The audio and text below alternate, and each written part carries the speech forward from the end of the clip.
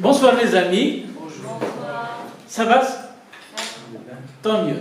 Donc aujourd'hui, on va étudier un thème qui est l'escompte. D'accord? Donc qu'est-ce que l'escompte, mes amis? Donc ça intervient généralement dans les opérations commerciales. D'accord? Donc on va supposer, par exemple, monsieur Yanis, il va vendre une marchandise, par exemple, pour mademoiselle Linda, pour, on va dire, 50 000 dinars. D'accord? Montant de la facture, 50 000 dinars. D'accord? On va dire un montant, toute taxe comprise. D'accord? TTC. Parfait. Donc la facture a été établie, on va dire, par exemple, le 10 juillet. D'accord? Facture du 10 juillet 2017. Donc, M. Yanis accorde par là même un différé de paiement, donc il n'exige pas le paiement immédiat de la facture, mais ce paiement-là sera différé jusqu'au, on va dire, échéance 8 octobre 2017. D'accord? Dans la même année, donc il est aisé de calculer que nous avons à peu près un différé de paiement de 90 jours. D'accord? Parfait. Donc, s'il vous plaît, nous avons ici une dette qui n'est pas matérialisée par un document quelconque. Est-ce que vous êtes d'accord? Donc, c'est une dette qui n'est à la limite justifiée que par la facture qui demeure encore impayée à une date quelconque, c'est-à-dire à la date de son établissement. Et bien entendu, nous avons justement un moyen de matérialiser ce qu'on appelle cette dette-là. D'accord? Ce sont les effets de commerce. D'accord? Donc, qu'est-ce qu'on entend par effet de commerce? Donc, ce sont des documents par lesquels la dette a un support, c'est-à-dire elle est reconnue en quelque sorte par le débiteur, ici, le client, n'est-ce pas? Donc, mademoiselle Linda. Donc, à partir de ce moment-là, nous avons essentiellement, si vous voulez, deux effets de commerce. Nous avons essentiellement, soit, vous en avez sûrement entendu parler, la lettre de change, n'est-ce pas? Et nous avons encore, l'autre, c'est le billet à ordre. Voilà. Donc, il y a une petite différence entre les deux. Donc la lettre de change, elle est établie par le fournisseur et envoyée pour signature au client. Donc le client lui retourne, si vous voulez, cette lettre de change signée et à l'échéance, à la date d'échéance, c'est-à-dire ici le 8 octobre, si vous voulez, le fournisseur peut se présenter à la banque pour le paiement de cette lettre de change. Avec le billet à ordre, si vous voulez, l'initiative, elle provient non pas du fournisseur, mais du client lui-même. C'est le client qui envoie le billet à ordre à son fournisseur et par lequel il reconnaît qu'il a une dette qu'il doit payer, si vous voulez, la somme en question. Ici, nous allons prendre l'exemple de 50 000 dinars. Est-ce que vous êtes d'accord? Eh bien, jusque-là, celui qui, c'est-à-dire le fournisseur ici, qui a le document, on va dire par exemple la lettre de change, dans son portefeuille, il peut soit la garder jusqu'à la date d'échéance. Est-ce que vous êtes d'accord? Il se présente à la banque, ici le 8 octobre, et il se fait encaisser la somme en question. Mais vous savez, parfois aussi, les affaires vous demandent parfois un peu plus de trésorerie, n'est-ce pas? Si vous êtes à court de trésorerie, vous avez besoin de liquidité, n'est-ce pas? Qu'est-ce que vous allez faire? Vous pouvez présenter cet effet de commerce auprès de votre banquier. Comme ça, vous allez pouvoir obtenir un crédit grâce à ce document. Mais est-ce que le banquier va vous remettre la valeur nominale, c'est-à-dire le montant en quelque sorte, qui figure sur l'effet de commerce, sur la lettre de change ici? Est-ce qu'il va vous remettre le tout ou non? Il va vous déduire quelque chose, n'est-ce pas? Il va vous déduire ce qu'on appelle un intérêt, n'est-ce pas? Et plus précisément ici, on l'appelle escompte. D'accord? C'est ce qu'on entend communément, si vous voulez, sous le nom de l'escompte. Et cet escompte, si vous voulez, il se calcule exactement de la même manière que l'intérêt simple que nous avons étudié, n'est-ce pas? Maintenant, mes amis, supposons que le 2 septembre, le fournisseur, Yanis, il a besoin de liquidité. Donc, il se présente à sa banque, on va dire qu'il va le présenter à l'escompte. Il va présenter l'effet de commerce ou bien la lettre de change à l'escompte. On dit également, il va négocier son effet de commerce. Vous m'avez compris? Parfait. Donc, on supposera, par exemple, que on date, on va dire, du 2 septembre. Le 2 septembre 2017, le fournisseur Yanis présente l'effet de commerce à sa banque, n'est-ce pas, en vue de l'escompté, d'accord, en vue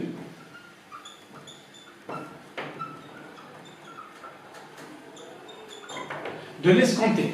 Nous avons dit que le banquier, bien entendu, peut mettre à la disposition de son client, ici il redevient client, n'est-ce pas? Yanis, il redevient client de la banque.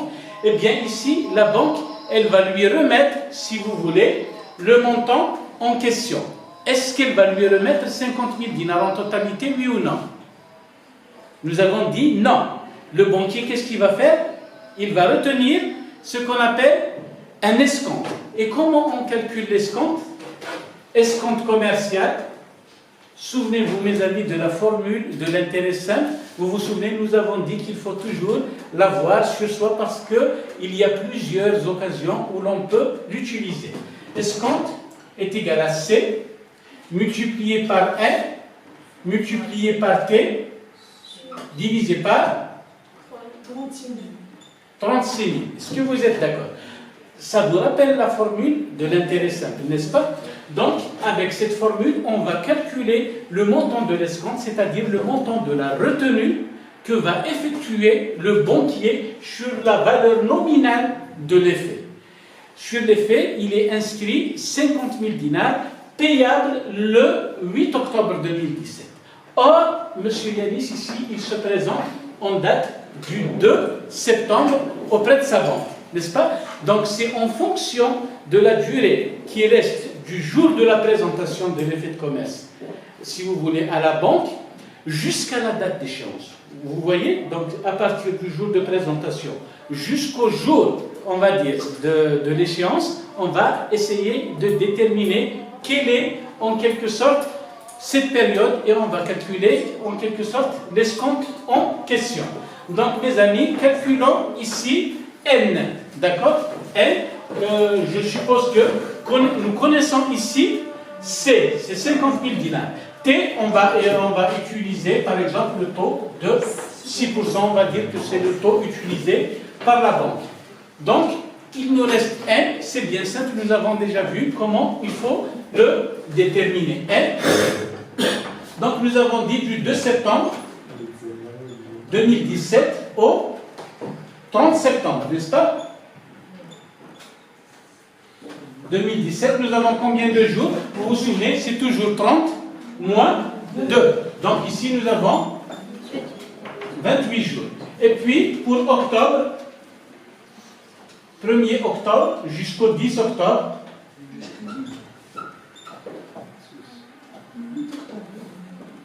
du 1er, pardon, jusqu'au 8, excusez-moi, vous avez raison. Jusqu'au 8 octobre, nous avons bien entendu 8 jours. Et combien de jours en tout? 36 jours.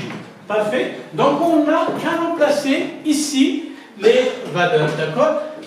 Avec C, nous avons dit, C, c'est la valeur nominale de l'effet, c'est-à-dire, c'est la valeur qui est inscrite tout simplement sur l'effet de commerce. N, nous avons dit, c'est le nombre de jours restant à courir jusqu'à la date d'échéance. T, nous avons dit, c'est le taux d'intérêt pratiqué par la banque. Et à partir de là, c'est bien simple. EC égale 50 000 multiplié par 36 jours, multiplié par 6, divisé par 36 000, n'est-ce pas mes amis? Donc vous avez ici 3 zéros, n'est-ce pas? Vous avez ici 36, n'est-ce pas? Ça part. Donc vous avez combien? Égal 300 dinars. Parfait. Donc mes amis, souvenez-vous, on peut également utiliser une formule parente. Vous vous souvenez de la formule qui utilise, comment on appelle ça? Le diviseur fixe. Nous avons dit qu'on peut également écrire, si vous voulez, EC égale C fois 1 fois T, n'est-ce pas? Divisé par 36 000. Vous vous souvenez, nous avons dit que si l'on divise le numérateur par T et le dénominateur par T également, on ne change pas grand-chose, n'est-ce pas? Et là, vous avez T qui part ici, et vous avez cette formule-là au dénominateur qu'on va appeler, comment? D. Donc EC n'est autre que C fois L divisé par D, n'est-ce pas? C, c'est toujours 50 000. Multiplié par 36, n'est-ce pas?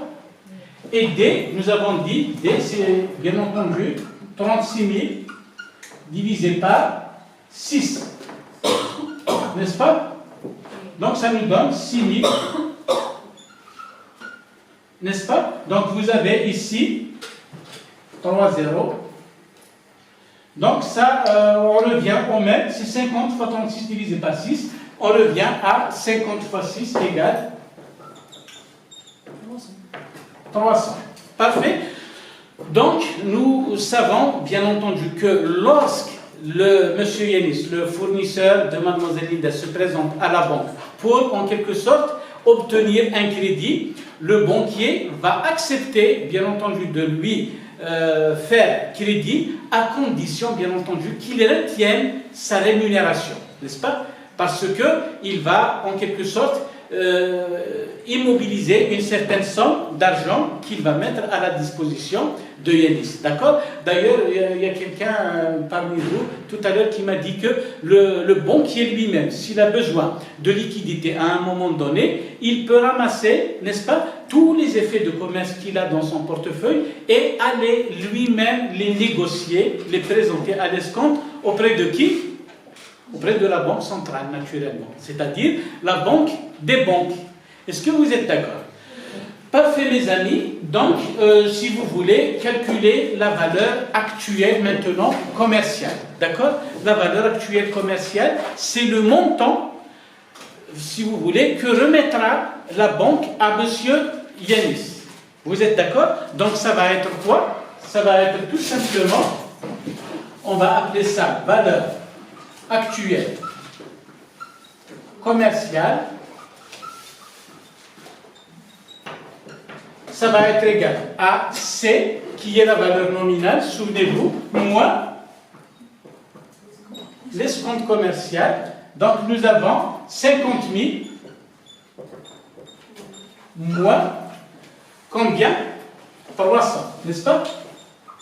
Ça va nous donner combien? 50 000 moins 300, c'est 49 000, n'est-ce pas? 47 000. 49 700. 49 000. 700. C'est bon? Est-ce que vous êtes d'accord?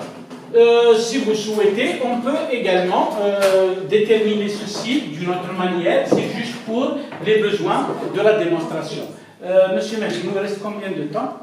Il nous reste 7 minutes. 6 à 7. Parfait. Il nous reste 7 minutes pour faire 20? 7 minutes pour faire 20. Parfait.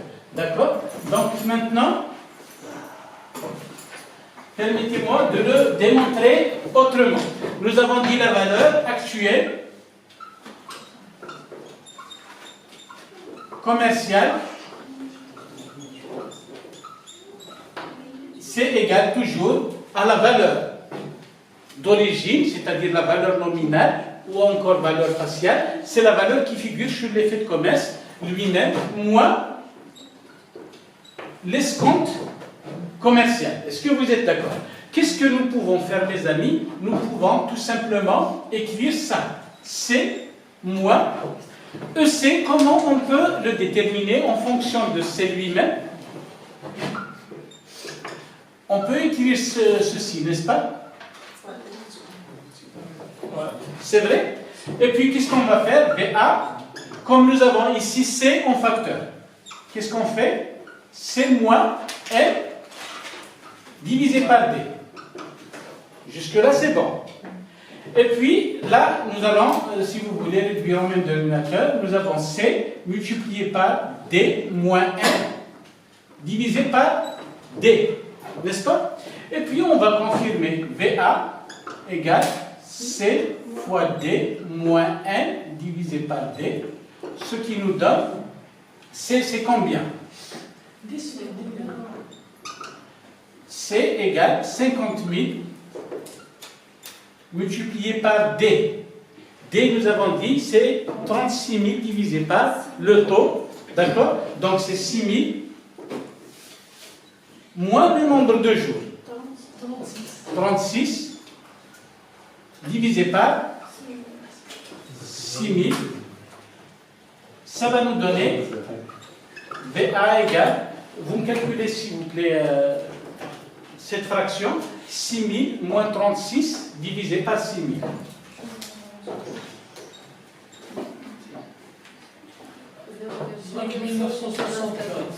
Pardon, c'est combien ici? 0,994. Pardon, c'est 0,994. C'est tout à fait normal. Moins de 6 000 divisé par 6 000. Donc, on va obtenir moins de 1. Donc, c'est bon, c'est le bon montant. Maintenant, multiplié par 50 000, s'il vous plaît. C'est 49 700. Est-ce que nous avons retrouvé le bon résultat? Voilà, mes amis. C'est bon? Donc, qu'est-ce qu'il faut retenir, mes amis? Il faut retenir que les effets de commerce sont des documents, en quelque sorte, sont des titres pour mobiliser le crédit, en quelque sorte. D'accord? Pour appuyer, si vous voulez, la preuve que j'ai une créance envers mon client, qu'est-ce que je vais faire? Je vais soit tirer une lettre de change sur lui, soit je vais l'engager à souscrire un billet à ordre, c'est-à-dire à mon profit. Donc, jusqu'à une date quelconque, je peux disposer librement de l'effet de commerce, de la lettre de change ou bien du billet à ordre. Je peux soit le garder jusqu'à la date d'échéance pour le présenter et encaisser la valeur nominale, c'est-à-dire les 50 000 en question, comme, si vous voulez, si j'ai besoin éventuellement d'argent avant la date d'échéance, j'ai besoin de liquidité, qu'est-ce que je fais? Je me présente chez la banque qui va mettre à ma disposition la somme en quelque sorte figurant sur les faits, mais de laquelle elle va déduire, si vous voulez, sa rémunération. N'est-ce pas? C'est ce qu'on appelle l'effet de commerce. Comme j'ai oublié aussi un autre détail, je peux, si je le souhaite, éteindre une dette quelconque, par exemple que j'ai envers Mehdi ou Abdel Nasser, je peux lui endosser, c'est-à-dire je peux lui remettre l'effet de commerce qui figure, si vous voulez, qui se trouve à un moment donné dans mon portefeuille, pour éteindre une dette moi-même. Et lui-même, il peut l'endosser à Mehdi. C'est ce qu'on appelle l'endossement ou bien l'endo. Qu'est-ce que cela veut dire? Parce que c'est sur le dos de cet effet de commerce que l'on va inscrire, si vous voulez, la formule « Veuillez payer à l'ordre de M. Mehdi, M. Abdel Nasser, etc. » la somme de, ou bien l'effet de commerce en question. Est-ce que c'est compris? D'accord? Donc vous avez en quelque sorte les deux effets de commerce qui sont les plus connus. Vous avez l'effet de commerce qui est la traite ou bien la lettre de change, et vous avez aussi le billet à ordre. vous êtes libre de disposer, soit laisser jusqu'à la date d'échéance pour encaisser la somme totale, soit présenter à l'escompte, ou bien on va négocier, ou alors en dernier recours, je peux éteindre une dette envers un autre fournisseur avec ce même effet de commerce. On peut dire que cet effet de commerce, il va circuler en quelque sorte jusqu'à la date d'échéance. Voilà mes amis, j'espère que le message est passé. C'est bon, il n'y a pas de questions. Donc là, nous venons de voir l'escompte commercial. Est-ce que vous êtes d'accord? Et puis, en réalité, il va nous rester une autre forme d'escompte qui est moins usitée, mais qui est plus rationnelle, et que l'on appelle d'ailleurs, à juste titre, l'escompte rationnel. D'accord? L'escompte commercial, il est utilisé par les banques d'une manière générale parce qu'il lui rapporte, et parce qu'il leur rapporte, on parle de banque avec S, il leur rapporte plus d'intérêt, n'est-ce pas? Mais en réalité, l'escompte commercial, il est calculé sur la valeur de l'effet, la valeur nominale de l'effet.